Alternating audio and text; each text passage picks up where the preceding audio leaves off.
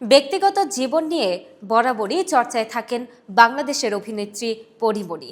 নানার মৃত্যুবার্ষিকীতে গ্রামের বাড়িতে যান তিনি, যেখানে তার সমস্ত শৈশব পার করেছেন।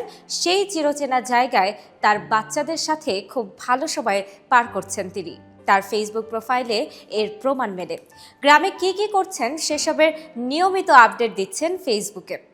জীবন দুঃখের মতো সুন্দর, এমন ক্যাপশন সহ তার ফেসবুক পেজে বিভিন্ন ভিডিও শেয়ার করছেন একের পর এক।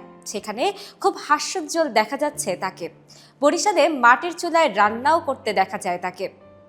তাছাড়াও তার ক্ষুদে ভক্তদের সাথে সেলফি নিতে ও আনন্দের সময় কাটাতেও দেখা যায় তাকে।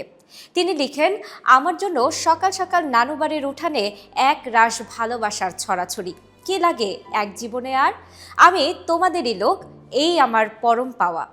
পরীমণি এই প্রথম তার মেয়েকে নিয়ে মামার বাড়িতে বেড়াতে যান, তাও উল্লেখ করে তিনি তার ফেসবুকে ভিডিও শেয়ার করে লিখেন, আমার মেয়ে প্রথমবার তার মামা বাড়িতে এসেছে, মামার বাড়ি মধুরহারি।